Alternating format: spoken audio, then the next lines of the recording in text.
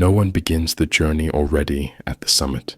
The path is carved with every step, not in haste, but in rhythm, not by force, but by faith. For the great ones did not reach greatness by chance. They walked through shadow, through silence, through long corridors of doubt, and still they walked. Plato once said, "The beginning is the most important part of the work," and you who rise again this day, you honor that truth, not with fanfare, but with footsteps. Each step forward, a declaration. Each act of courage, a new stone in the road you are building. Do not wait for clarity to begin. Clarity comes in motion. Do not wait for confidence to act. Confidence is the gift of action itself, and the ancient world knew that it is not in contemplation alone, but in movement, in choice, in steady persistence, that wisdom becomes alive.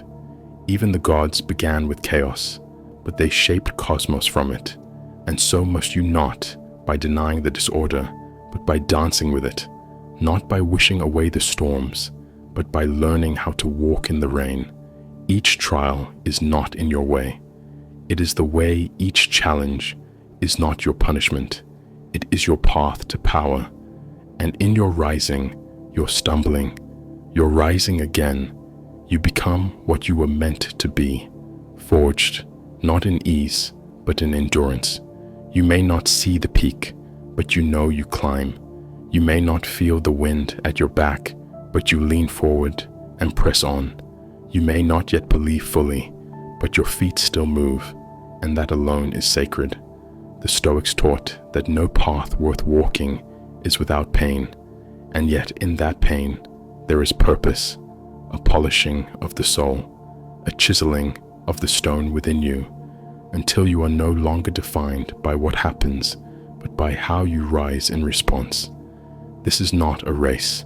This is a pilgrimage, not a competition, but a consecration of your days, your choices, your sacred movement forward. Your path may look different than others, and that is divine. You were not born to walk their road.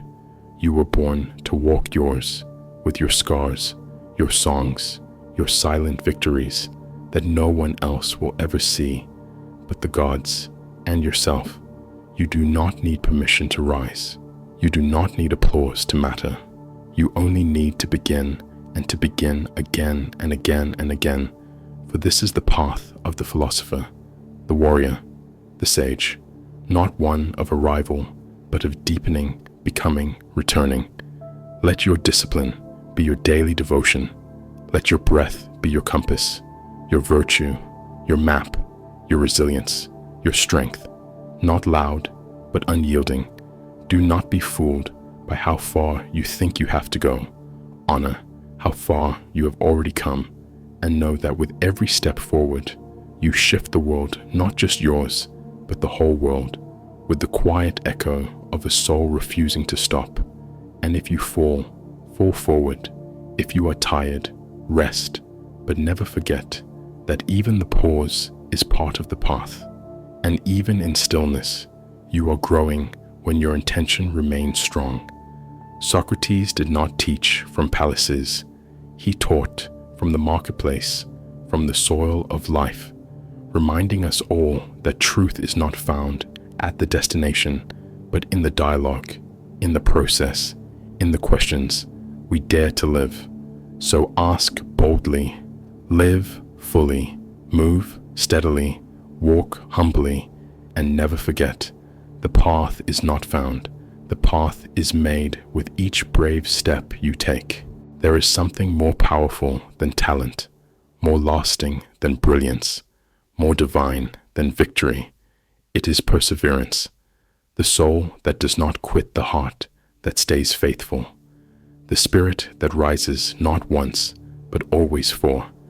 It is easy to begin when the sky's clear, when the wind is kind, when the voices cheer, but the true measure of your strength is found in the unseen hours, the long nights, the quiet mornings when no one sees, and still you rise. Heraclitus said, "Character is destiny."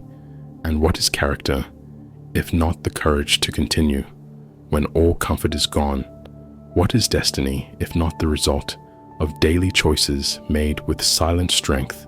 To persevere is to love your purpose more than your pain, to hold your flame steady when the storm howls, to believe not because of proof, but because of presence, to trust not in outcomes, but in the sacredness of the process.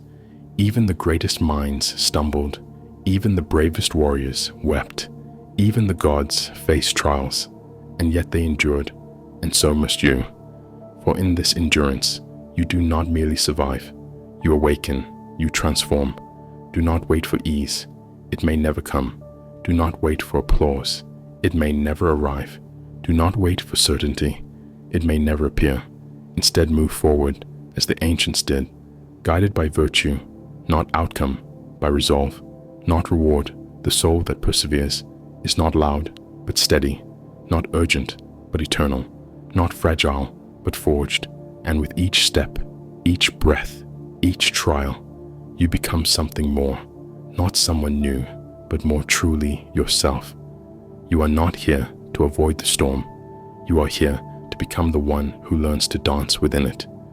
You are not here to be perfect. You are here to be present, to be brave, to be persistent. Even the river carves stone, not with force, but with constancy. And so, too, must you shape your life, not by one grand act, but by 1,000 faithful ones. Epictetus reminded us, we cannot control all things, but we can control how we respond. And in that response lies the essence of freedom. In that response lies power, for the one who does not give up becomes ungovernable by fate. Every time you rise, when it would be easier to stop, you deepen your soul. Every time you return to your practice, your prayer, your purpose, you sharpen your spirit. Every time you whisper yes in the darkness, you make the light within you brighter. Let your story be not of sudden triumphs, but of sacred endurance. Let your legend be written in the quiet ink of daily devotion, of falling and rising again, of daring and enduring, of beginning even at the end, for you are not the product of your success. You are the echo of your perseverance, and the fire that burns in you is not meant to go out. It is meant to burn through doubt, through fear, through defeat, through time itself. Walk on, warrior of the soul, not to prove, but to embody, not to impress, but to inspire, not to conquer, but to carry forward the divine spark that was placed within you. And when you are tired, let rest be holy, but never let it be surrender. When you are afraid, let courage speak, not in shouts, but in steps. When you are lost, let your values be your compass, your integrity, your map, your breath, your prayer. Persevere, not because it is easy, but because it is right, because it is beautiful, because it is the ancient way, the noble way, the eternal way. You are still here, and that is enough proof of your power. If you felt inspired by our journey through the Hellenic horizons, give a thumbs up, subscribe, and share your thoughts below.